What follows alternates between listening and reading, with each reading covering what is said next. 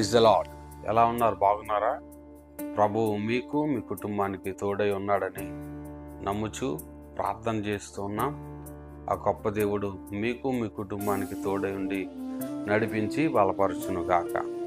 రండి, మనం అందరం కలిసి దేవుని యొక్క వాక్యాన్ని నేర్చుకుందాం. 124వ కీర్తన మొదటి చరణం.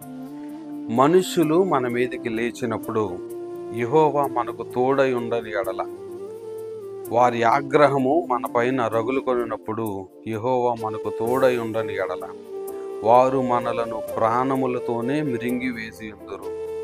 ప్రియ దేవుని పిల్లలారా, ఈరోజు ఎంతోమంది మనుష్యులు మన మీదకి లేస్తూ ఉన్నప్పుడు, మనకెన్నో శోధనలు మనకు చుట్టుముడుతూ ఉన్నప్పుడు, దేవుడు కనుక మనకు తోడై ఉండకపోతే, దేవుని కృప కనుక మనకు తోడై ఉండకపోతే మనం ఎప్పుడో మరణిందుమని దేవుని యొక్క వాక్యం సెలవిస్తూ ఉంది. ఎన్నో రకరకాల తెగుళ్ళు వస్తున్నాయి, రకరకాల శోధనలు వస్తున్నాయి, శ్రమలు వస్తున్నాయి. వాటన్నింటి నుండి మన దేవుడు మనల్ని విడిపించి మనకు తోడై ఉన్నాడని మరొక్కసారి రుజువు చేస్తూ ఉన్నాడు. దేవుని వాక్యములో ఒక వ్యక్తి, మనందరికీ తెలిసినటువంటి వ్యక్తి ఉన్నాడు.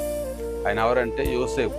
అన్నలందరూ దూషించిన, కొట్టిన, తిట్టిన, అమ్మివేసిన దేవుని వాక్య ప్రకారంగా దేవుడు అతనికి తోడై ఉన్నందున దేవుడు ఆయనను అంచెలంచెలుగా వృద్ధి పొందించి ఒక ప్రధానమంత్రి స్టేజ్లోనికి ఆయనను తీసుకుని వెళ్ళాడు. ఈరోజు మన జీవితంలో కూడా ఎన్నో శోధనలు, శ్రమలు, కష్టాలు, నష్టాలు, మనుషుల మాటలు మనలను కృంగదీస్తూ ఉన్నప్పుడు, మనలను నెట్టివేస్తూ ఉన్నప్పుడు, కొట్టివేస్తూ ఉన్నప్పుడు దేవుడు మనకు తోడై ఉంటూ ఉన్నాడు కాబట్టి, దేవుడు మనలను ప్రేమిస్తూ ఉన్నాడు కాబట్టి, దేవుని కృప మన మీద ఉన్నది కాబట్టి ఈరోజు మనం బ్రతికి ఉన్నాం.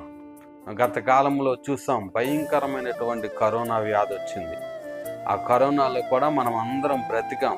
ఎన్నో కోట్ల మంది మరణించారు. ఎంతోమంది వారి జీవితాలు అర్థాంతరంగా ఆగిపోయినాయి. ఎంతో ఆస్తి కలిగిన వారు, ఎంతో పలుకుబడి ఉన్నవారు, అధికారం ఉన్నవారు కూడా ఎంతోమంది లోకాన్ని విడిచిపెట్టి వెళ్ళిపోయారు, మరణించారు. అయితే ఈరోజు నేను చెప్పే విషయం ఏంటంటే, దేవుడు మనకు తోడై ఉన్నాడు కాబట్టి, దేవుని కృప మన మీద ఉన్నది కాబట్టి ఈరోజు మనం అందరం బ్రతికి ఉన్నాం. ప్రియులరా, ఇది మీరందరూ గమనించాలి. దేవుని కృపను మీరు ఎవరో నిర్లక్ష్యం చేయవద్దు. ఎలాంటి శోధన వచ్చినా, శ్రమ కలిగిన ఒక విషయాన్ని మీరు గుర్తుపెట్టుకోండి, నా దేవుడు నాకు తోడై ఉన్నాడు.